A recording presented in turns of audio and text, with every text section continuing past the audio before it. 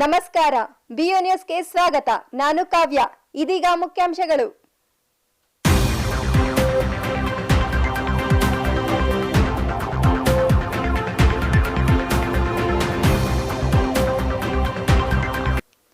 ಜ್ಞಾನ ಭಾರತಿ ಆವರಣದಲ್ಲಿ ವಿಜ್ಞಾನ ಲೋಕ ಅನಾವರಣ. 15 ವಿಜ್ಞಾನ ವಿಭಾಗಗಳಲ್ಲಿ ವಿವಿಧ ಶೈಕ್ಷಣಿಕ ಕಾರ್ಯಕ್ರಮಗಳ ಆಯೋಜನೆ.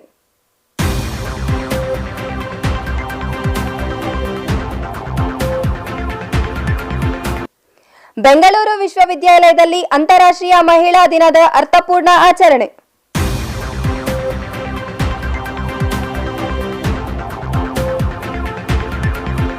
ಶಿಕ್ಷಣ ವಿಭಾಗದಿಂದ ಕೃತಕ ಬುದ್ಧಿಮತ್ತೆ ಕುರಿತು 1 ದಿನದ ವಿಶೇಷ ಕಾರ್ಯಾಗಾರ.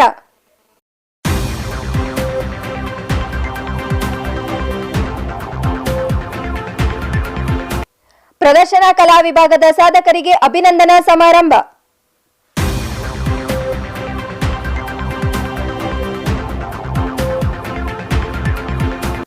ಇದೀಗ ವಾರ್ತೆಗಳ ವಿವರ.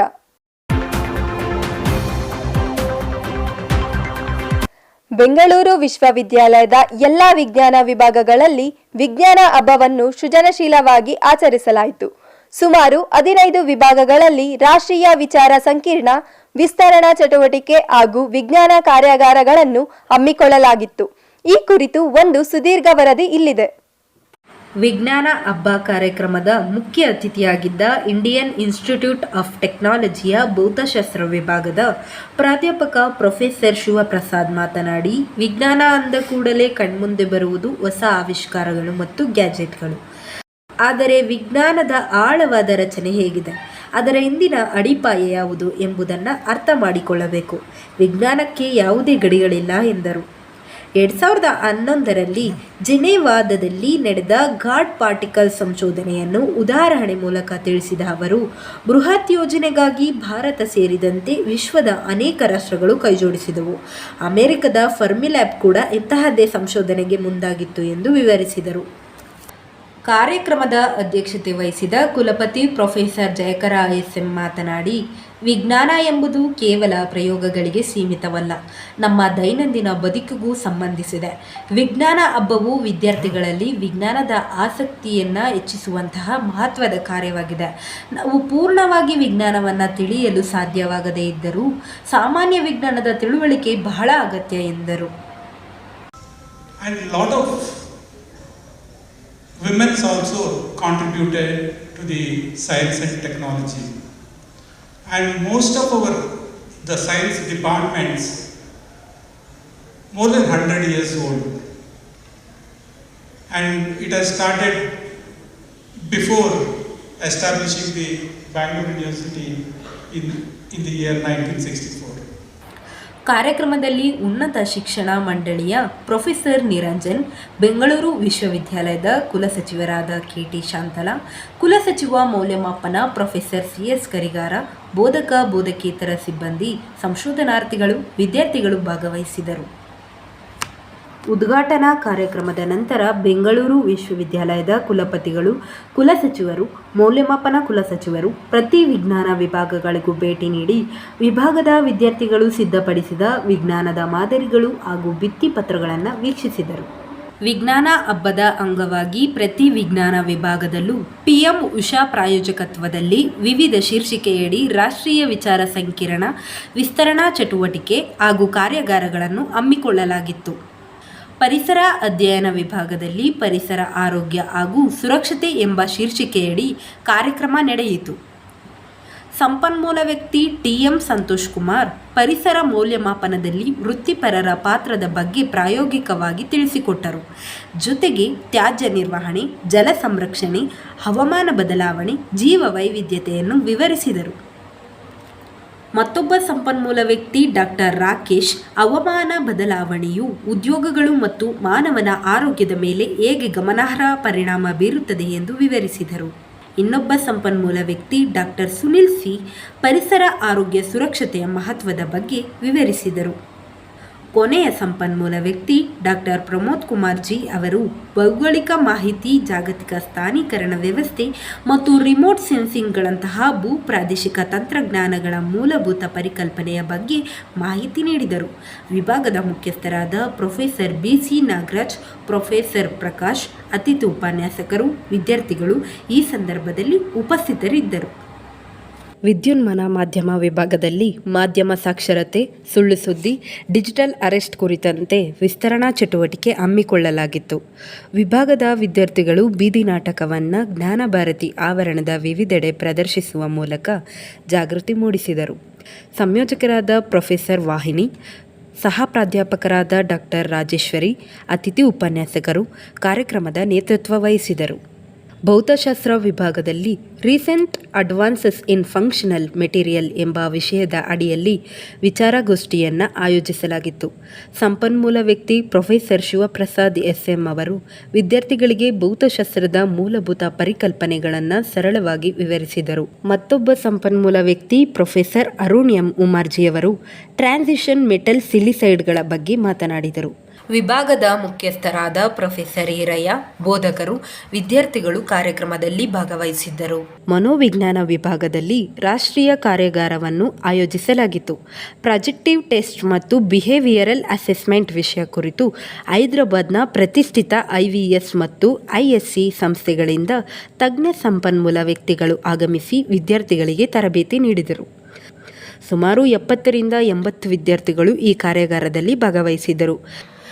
ಜೈವಿಕ ತಂತ್ರಜ್ಞಾನ ಮತ್ತು ಸೂಕ್ಷ್ಮ ಜೀವವಿಜ್ಞಾನ ವಿಭಾಗದಲ್ಲಿ ನಡೆದ ಜೀವವಿಜ್ಞಾನದ ಇತ್ತೀಚಿನ ಪ್ರವೃತ್ತಿಗಳು ಎಂಬ ಶೀರ್ಷಿಕೆಯಡಿ ನಡೆದ ರಾಷ್ಟ್ರೀಯ ವಿಚಾರ ಸಂಕಿರಣದಲ್ಲಿ ಸಂಪನ್ಮೂಲ ವ್ಯಕ್ತಿಯಾದ ಪ್ರೊಫೆಸರ್ KS ದೇವರಾಜ್ ಅವರು ಕಲಿಕೆಯ ವಿಧಗಳು ಮತ್ತು ಮೆಮೊರಿ ಕುರಿತಂತೆ ಉಪನ್ಯಾಸ ಮಾಡಿದರು. Professor S. ಜಯರಾಮ್ ಅಣ್ವಿಕಾ ಅವರು ಸೈಟೋಜೆನೆಟಿಕ್ಸ್ ಬಗ್ಗೆ ಮಾಹಿತಿ ನೀಡಿದರು. ಪ್ರೊಫೆಸರ್ KS ದೇವರಾಜ್ ಅವರು ಕಲಿಕೆ ಮತ್ತು ಸ್ಮರಣೀಯ ಜೈವಿಕ ಅಂಶಗಳ ಬಗ್ಗೆ ವಿವರಿಸಿದರು. 4ನೇ ಅಧಿವೇಶನದಲ್ಲಿ ಪ್ರೊಫೆಸರ್ M. ಶ್ರೀನಿವಾಸ್ ಅವರು ಹ್ಯೂಮನ್ ಮೈಕ್ರೋಬಾಟ್ನಿ ಕುರಿತು ಉಪನ್ಯಾಸ ಮಾಡಿದರು. ವಿಭಾಗದ ಮುಖ್ಯಸ್ಥರಾದ ಡಾಕ್ಟರ್ ಶ್ರೀಪ್ರಿಯಾ, ಬೋಧಕರು ಹಾಗೂ ವಿದ್ಯಾರ್ಥಿಗಳು ಭಾಗವಹಿಸಿದರು. ಪ್ರಾಣಿಶಾಸ್ತ್ರ ವಿಭಾಗದಲ್ಲಿ ಮಹಿಳಾ ಸಬಲೀಕರಣಕ್ಕಾಗಿ ವಿಜ್ಞಾನದ ಬದಲಾವಣೆ ಎಂಬ ವಿಷಯದ ಆಧಾರದ ಮೇಲೆ ಕಾರ್ಯಾಗಾರವನ್ನು ಆಯೋಜಿಸಲಾಗಿತ್ತು. ಕಾರ್ಯಾಗಾರ 3 ಅಧಿವೇಶನಗಳನ್ನು ಒಳಗೊಂಡಿದ್ದು, ಮೊದಲನೇ ಅಧಿವೇಶನದಲ್ಲಿ ಅರಣ್ಯ ಸಂರಕ್ಷಣೆ ಕುರಿತು IFS ಅಧಿಕಾರಿ ಶ್ರೀಮತಿ ಸಲೀಮಾ ಸಿಪಿಲಿಕರ್ ಅವರು ಅರಣ್ಯ ನಿರ್ವಹಣೆ, ವನ್ಯಜೀವಿ ಸಂಘರ್ಷ ತಡೆಗಟ್ಟುವಲ್ಲಿ ಮಹಿಳೆಯರ ಪಾತ್ರದ ಬಗ್ಗೆ ಮಾತನಾಡಿದರು. ಎರಡನೇ ಅಧಿವೇಶನದಲ್ಲಿ ಅಪರಾಧ ಪತ್ತೆ ಮತ್ತು ವಿಜ್ಞಾನ ನ್ಯಾಷನಲ್ ಸ್ಕೂಲ್ನ ಡಾಕ್ಟರ್ ನಾಗರತ್ನ ಅವರು ಅಪರಾಧ ತನಿಖೆ ಮತ್ತು ಕಾನೂನು ಚೌಕಟ್ಟಿನಲ್ಲಿ ವೈಜ್ಞಾನಿಕ ಪುರಾವೆಗಳ ಪ್ರಾಮುಖ್ಯತೆಯನ್ನು ವಿವರಿಸಿದರು. 3ನೇ ಅಧಿವೇಶನದಲ್ಲಿ ಆರೋಗ್ಯ ಮತ್ತು ತಳಿಶಾಸ್ತ್ರ, ಮೈಸೂರು ವಿಶ್ವವಿದ್ಯಾಲಯದ ಪ್ರೊಫೆಸರ್ ಸುಚಿತ್ರಾ S. ಅವರು ಮಹಿಳೆಯರ ಹಾರ್ಮೋನ್ ಬದಲಾವಣೆ, ಭಾವನಾತ್ಮಕ ಕ್ಷೇಮ ಮತ್ತು ಒತ್ತಡ ನಿರ್ವಹಣೆಯ ಬಗ್ಗೆ ಮಾಹಿತಿ ನೀಡಿದರು. ವಿಭಾಗದ ಮುಖ್ಯಸ್ಥ ಪ್ರೊಫೆಸರ್ ಉಷಾ ಆನಂದಿ, ಬೋಧಕರು ಹಾಗೂ ವಿದ್ಯಾರ್ಥಿಗಳು ಭಾಗವಹಿಸಿದರು. ಕಂಪ್ಯೂಟರ್ ಸೈನ್ಸ್ ವಿಭಾಗದ ವತಿಯಿಂದ ಸ್ಮಾರ್ಟ್ ಪರಿಕರಗಳೊಂದಿಗೆ ಸ್ಮಾರ್ಟ್ ಕೆಲಸ ಎಂಬ ವಿಷಯದ ಅಡಿಯಲ್ಲಿ ಕೃತಕ ಬುದ್ಧಿಮತ್ತೆ ಕುರಿತು ಕಾರ್ಯಾಗಾರವನ್ನು ಆಯೋಜಿಸಲಾಗಿತ್ತು. ಸಂಪನ್ಮೂಲ ವ್ಯಕ್ತಿಗಳಾಗಿ ಪುಣೆ ವಿಶ್ವವಿದ್ಯಾಲಯದ ಮಾಜಿ ಕುಲಪತಿ ಪ್ರೊಫೆಸರ್ LM ಪಟ್ನಾಯಕ್ ಅವರು ABCD ತಂತ್ರಜ್ಞಾನಗಳಾದ artificial intelligence, blockchain technology, cloud computer science ಬಗ್ಗೆ ಮಾಹಿತಿ ನೀಡಿದರು. 2ನೇ ಅಧಿವೇಶನದಲ್ಲಿ ಬೆಂಗಳೂರು ವಿಶ್ವವಿದ್ಯಾಲಯದ ಮಾಜಿ ಕುಲಪತಿ ಪ್ರೊಫೆಸರ್ ವೇಣುಗೋಪಾಲ್ KR ಅವರು ಜನರೇಟಿವ್ AI ಮತ್ತು ಮಾನವ ಕುಲದ ಭವಿಷ್ಯದ ಬಗ್ಗೆ ವಿದ್ಯಾರ್ಥಿಗಳಿಗೆ ತಿಳಿಸಿಕೊಟ್ಟರು. ನಂತರ ಕಾರ್ತಿಕ್ ಅವರಿಂದ ಪ್ರಾಯೋಗಿಕ ಅಧಿವೇಶನಗಳು ನಡೆದವು. ಅಡ್ವಾನ್ಸ್ ಎಕ್ಸೆಲ್ ಮತ್ತು ಪವರ್ BI ಪರಿಕರಗಳ ಬಗ್ಗೆ ಮಾಹಿತಿ ನೀಡಲಾಯಿತು. ಕಾರ್ಯಾಗಾರದಲ್ಲಿ ಸುಮಾರು 80ಕ್ಕೂ ಹೆಚ್ಚು ವಿದ್ಯಾರ್ಥಿಗಳು, ಶಿಕ್ಷಕರು, ಬೋಧಕ-ಬೋಧಕೇತರ ಸಿಬ್ಬಂದಿ, ವಿದ್ಯಾರ್ಥಿಗಳು ಭಾಗವಹಿಸಿದರು. ಗಣಿತ ವಿಭಾಗದಲ್ಲಿ ಡಾಟಾ ಅನಲಿಟಿಕ್ಸ್ ಮತ್ತು ನ್ಯೂಮರಿಕಲ್ ಮೆಥಡ್ಸ್ ಯೂಸಿಂಗ್ ಪೈಥಾನ್ ಎಂಬ ವಿಷಯ ಕುರಿತು ಕಾರ್ಯಾಗಾರವನ್ನು ಆಯೋಜಿಸಲಾಗಿತ್ತು. ಮೊದಲ ಅಧಿವೇಶನದಲ್ಲಿ ಸಂಪನ್ಮೂಲ ವ್ಯಕ್ತಿ ಪ್ರೊಫೆಸರ್ KG ಸುಧಾಮಿನಿ ಅವರು ಸಂಖ್ಯಾತ್ಮಕ ಲೆಕ್ಕಾಚಾರಕ್ಕಾಗಿ ಬಳಸುವ ಪ್ರಸ್ತುತ ತಂತ್ರಜ್ಞಾನಗಳಾದ ಸ್ಕೈಲ್ಯಾಬ್, ಮ್ಯಾಕ್ಸಿಮಾ ಮತ್ತು ಮುಖ್ಯವಾಗಿ ಪೈಥಾನ್ ಬಳಕೆಯ ಬಗ್ಗೆ ಪ್ರಾಯೋಗಿಕವಾಗಿ ತಿಳಿಸಿಕೊಟ್ಟರು. 2ನೇ ಅಧಿವೇಶನವನ್ನು ಸಂಪನ್ಮೂಲ ವ್ಯಕ್ತಿ ಡಾಕ್ಟರ್ ಸುಮುಖ್ ಭಾರದ್ವಾಜ್ ಮತ್ತು ವೇಣುಗೋಪಾಲ್ ಅವರು ನಡೆಸಿಕೊಟ್ಟರು. ವಿಭಾಗದ ಮುಖ್ಯಸ್ಥ ಪ್ರೊಫೆಸರ್ ಚೆಲುವರಾಜ್, ಬೋಧಕರು ಹಾಗೂ ವಿದ್ಯಾರ್ಥಿಗಳು ಕಾರ್ಯಕ್ರಮದ ಯಶಸ್ಸಿಗೆ ಶ್ರಮಿಸಿದರು. ರಸಾಯನಶಾಸ್ತ್ರ ವಿಭಾಗದಲ್ಲಿ ಹ್ಯಾಂಡ್ಲಿಂಗ್ ಆಫ್ ಅನಾಲಿಟಿಕಲ್ ಇನ್ಸ್ಟ್ರುಮೆಂಟ್ಸ್ 2026 ಎಂಬ ವಿಷಯದ ಮೇಲೆ ಇಂಡಿಯನ್ ಇನ್ಸ್ಟಿಟ್ಯೂಟ್ ಆಫ್ ಸೈನ್ಸ್ನ ಸಾಲಿಡ್ ಸ್ಟೇಟ್ ಮತ್ತು ಸ್ಟ್ರಕ್ಚರಲ್ ಕೆಮಿಸ್ಟ್ರಿ ವಿಭಾಗದ ಪ್ರೊಫೆಸರ್ ಶ್ರೀಧರ್ ಅವರಿಂದ ಉಪನ್ಯಾಸ ಏರ್ಪಡಿಸಲಾಗಿತ್ತು. ಕಾರ್ಯಕ್ರಮದಲ್ಲಿ ಉಪಕರಣಗಳ ನಿರ್ವಹಣೆ ಹಾಗೂ ವಿಭಾಗದಲ್ಲಿ ಲಭ್ಯವಿರುವ ಅತ್ಯಾಧುನಿಕ ವಿಶ್ಲೇಷಣಾತ್ಮಕ ಉಪಕರಣಗಳನ್ನು ಹೇಗೆ ಬಳಸುವುದು ಎಂಬುದರ ಕುರಿತು ಕಾರ್ಯಾಗಾರ ನಡೆಸಲಾಯಿತು. ವಿಭಾಗದ ಮುಖ್ಯಸ್ಥ ಡಾಕ್ಟರ್ ಶಿವರಾಜ್, ಬೋಧಕರು ಹಾಗೂ ವಿದ್ಯಾರ್ಥಿಗಳು ಭಾಗವಹಿಸಿದರು. ಬೆಂಗಳೂರು ವಿಶ್ವವಿದ್ಯಾಲಯದಲ್ಲಿ ಪ್ರತಿ ವರ್ಷದಂತೆ ಈ ವರ್ಷವೂ ಮಹಿಳೆಯರ ಸಾಧನೆಯನ್ನು ಸ್ಮರಿಸಲು ಸಡಗರದೊಂದಿಗೆ ಮಹಿಳಾ ದಿನ ಆಚರಿಸಲಾಯಿತು. ಕಾರ್ಯಕ್ರಮವನ್ನು ಉದ್ಘಾಟಿಸಿ ಮಾತನಾಡಿದ ಲೇಖಕಿಯ ಸಂಘದ ನಿಕಟಪೂರ್ವ ಮಹಿಳಾ ಅಧ್ಯಕ್ಷೆ ಎಚ್.ಎಲ್. ಪುಷ್ಪ, ಜಗತ್ತಿನಾದ್ಯಂತ ಇಂದು ಮಹಿಳಾ ದಿನವನ್ನು ಅತ್ಯಂತ ಸಡಗರದಿಂದ ಆಚರಿಸಲಾಗುತ್ತಿದೆ. ಆದರೆ ಈ ದಿನಾಚರಣೆಯ ಹಿಂದೆ ದಶಕಗಳ ಕಾಲ ನಡೆದ ಸುದೀರ್ಘ ಹೋರಾಟ ಮತ್ತು ದಿಟ್ಟ ಮಹಿಳೆಯರ ಪರಿಶ್ರಮ ಅಡಗಿದೆ. ಮಹಿಳೆಯರು ಎದುರಿಸುತ್ತಿದ್ದ ಕಷ್ಟಗಳು, ತಾರತಮ್ಯ, ನೋವುಗಳನ್ನು ಹಂಚಿಕೊಳ್ಳಲು, ಅವರ ಸಾಧನೆಯನ್ನು ಸಂಭ್ರಮಿಸಲು ಒಂದು ದಿನ ಮೀಸಲಿಡಬೇಕಾದ ಅಗತ್ಯವಿದೆ ಎಂದು ವಿವರಿಸಿದರು. ಬೆಂಗಳೂರು ವಿಶ್ವವಿದ್ಯಾಲಯದ ಸಿಂಡಿಕೇಟ್ ಸದಸ್ಯರಾದ ಡಾಕ್ಟರ್ ಕೆ. ಶರೀಫಾ ಮಾತನಾಡಿ, ಮಹಿಳಾ ದಿನಾಚರಣೆಯು ಲಿಂಗ ಅಸಮಾನತೆಯನ್ನು ಹೋಗಲಾಡಿಸುವ ಮಹತ್ವದ ಹೆಜ್ಜೆಯಾಗಿದೆ. ಮಹಿಳೆಯರು ಸಾಧನೆ ಮಾಡಲು ಕೇವಲ ಅವಕಾಶಗಳಷ್ಟೇ ಸಾಲದು, ಅಧಿಕಾರ ಮತ್ತು ಮೀಸಲಾತಿ ಕೂಡ ಅಗತ್ಯ ಎಂದರು. ಮಹಿಳೆಯರಿಗೆ ಹಕ್ಕುಗಳನ್ನು ನೀಡಿದ ಡಾಕ್ಟರ್ ಬಿ.ಆರ್. ಅಂಬೇಡ್ಕರ್ ಅವರ ಕೊಡುಗೆಗಳನ್ನು ಸ್ಮರಿಸಿದ ಅವರು, ಸಾವಿತ್ರಿಬಾಯಿ ಫುಲೆ ಮತ್ತು ಫಾತಿಮಾ ಶೇಖ್ ಅವರಂತಹ ಮಹಿಳಾ ಸಾಧಕಿಯರನ್ನು ನಾವು ಆದರ್ಶವಾಗಿಟ್ಟುಕೊಳ್ಳಬೇಕು ಎಂದು ತಿಳಿಸಿದರು. ಮಹಿಳಾ ಮೀಸಲಾತಿ ನಮಗೆ ಬೇಕು. ಸಾಧನೆ ಮಾಡಬೇಕು ಅಂದರೆ ಅಧಿಕಾರ ಬೇಕಲ್ವಾ? ಅಧಿಕಾರ ಇಲ್ಲದೆ ಏನು ಮಾಡ್ತೀರಾ? ಮಕ್ಕಿ ಬಂದು ಪಾಠ ಮಾಡಿ ಹೋಗೋದಲ್ಲ. ಸಾಧನೆ ಮಾಡಬೇಕಾದ್ರೆ ಅಧಿಕಾರದ ಒಂದು ಹುದ್ದೆ ಬೇಕು. ಆ ಹುದ್ದೆ ಕೊಡೋದಕ್ಕೆ 33%, 50% ರಿಸರ್ವೇಷನ್ ಕೊಡೋದಕ್ಕೆ ಏನಪ್ಪ? ಕಾರ್ಯಕ್ರಮದ ಅಧ್ಯಕ್ಷತೆ ವಹಿಸಿದ್ದ ಬೆಂಗಳೂರು ವಿಶ್ವವಿದ್ಯಾಲಯದ ಕುಲಪತಿಗಳಾದ ಪ್ರೊಫೆಸರ್ ಜಯಕರ ಎಸ್.ಎಂ. ಮಾತನಾಡಿ, ಪ್ರತಿಯೊಬ್ಬ ಪುರುಷನ ಯಶಸ್ಸಿನ ಹಿಂದೆ ಮಹಿಳೆಯ ಪರಿಶ್ರಮವಿರುತ್ತದೆ. ಕೇವಲ ಆಚರಣೆಗಷ್ಟೇ ಉಳಿಯದೆ ಸ್ತ್ರೀ ಶಕ್ತಿ ಘನತೆಯನ್ನು ಎತ್ತಿ ಹಿಡಿಯುವ ವೇದಿಕೆಯಾಗಬೇಕು ಎಂದು ಹೇಳಿದರು. ಮುಖ್ಯ ಅತಿಥಿಯಾಗಿದ್ದ ಮಹಾರಾಣಿ ಕ್ಲಸ್ಟರ್ ವಿಶ್ವವಿದ್ಯಾಲಯ ನಿಕಟಪೂರ್ವ ಕುಲಪತಿ ಪ್ರೊಫೆಸರ್ ಎಲ್. ಗೋಮತಿದೇವಿ ಮಾತನಾಡಿ, ಅಂತಾರಾಷ್ಟ್ರೀಯ ಮಹಿಳಾ ದಿನಾಚರಣೆ ಕೇವಲ ಒಂದು ಸಂಭ್ರಮವಲ್ಲ, ಇದು ದಶಕಗಳ ಕಾಲ ನಡೆದ ಸುದೀರ್ಘ ಹೋರಾಟದ ಫಲ. ಮಹಿಳೆಯರ ಪರಿಶ್ರಮ ಸಾಧನೆಗಳನ್ನು ಹಂಚಿಕೊಳ್ಳಲು, ಸಂಭ್ರಮಿಸಲು ಒಂದು ಪ್ರತ್ಯೇಕ ದಿನವಿರಬೇಕು. ಅವರ ಸಂತೋಷವನ್ನು ನಾವೆಲ್ಲರೂ ಸಂಭ್ರಮಿಸುವಂತಾಗಬೇಕು ಎಂದರು.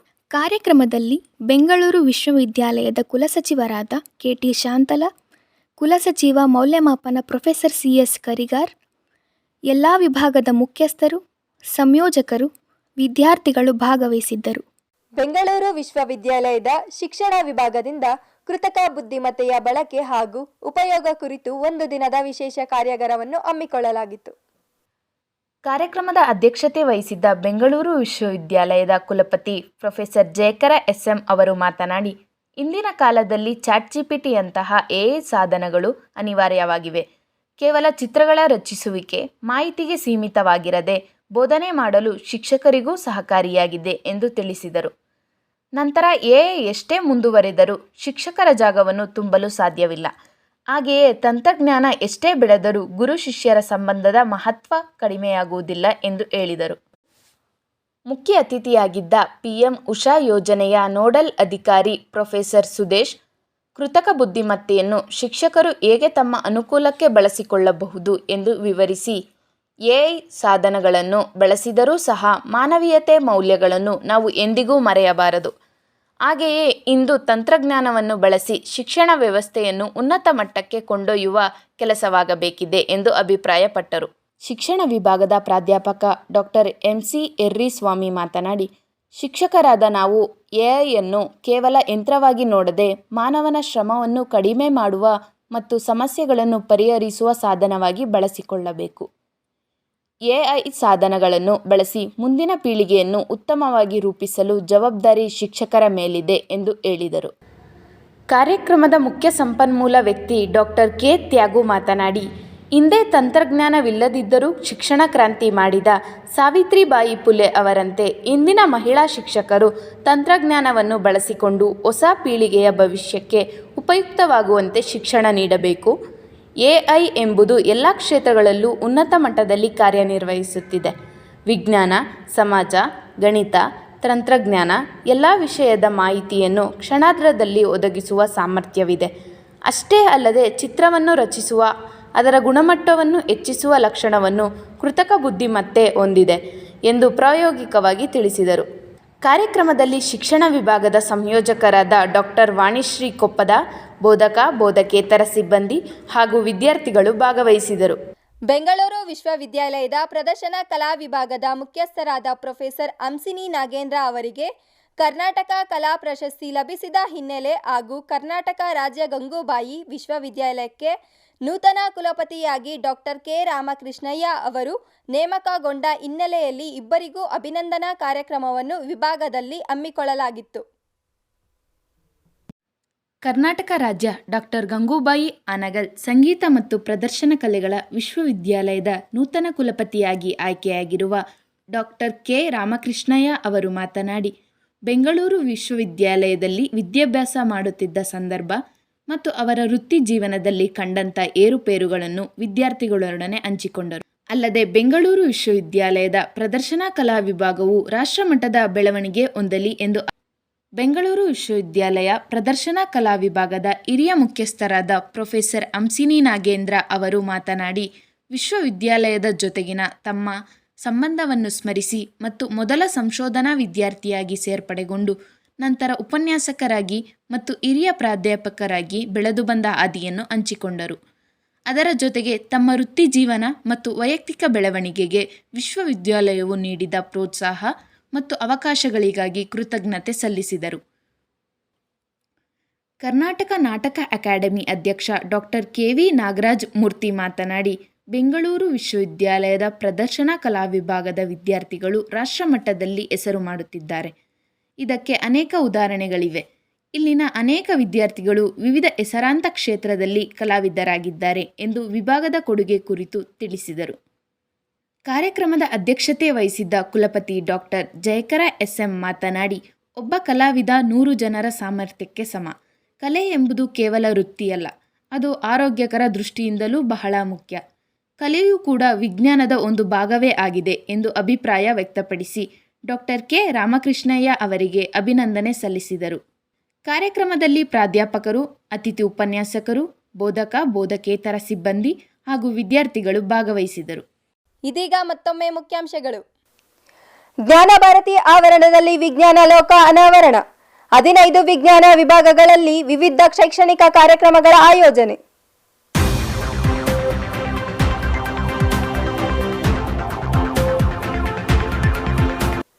ಬೆಂಗಳೂರು ವಿಶ್ವವಿದ್ಯಾಲಯದಲ್ಲಿ ಅಂತಾರಾಷ್ಟ್ರೀಯ ಮಹಿಳಾ ದಿನದ ಅರ್ಥಪೂರ್ಣ ಆಚರಣೆ.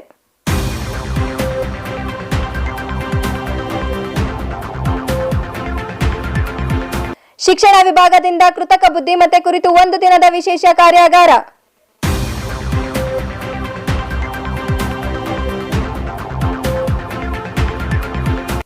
ಪ್ರದರ್ಶನ ಕಲಾ ವಿಭಾಗದ ಸಾಧಕರಿಗೆ ಅಭಿನಂದನಾ ಸಮಾರಂಭ. ವಾರದ ಸುದ್ದಿಗಾಗಿ ನೋಡ್ತಾ ಇರಿ BU ನ್ಯೂಸ್ ಬೆಂಗಳೂರು.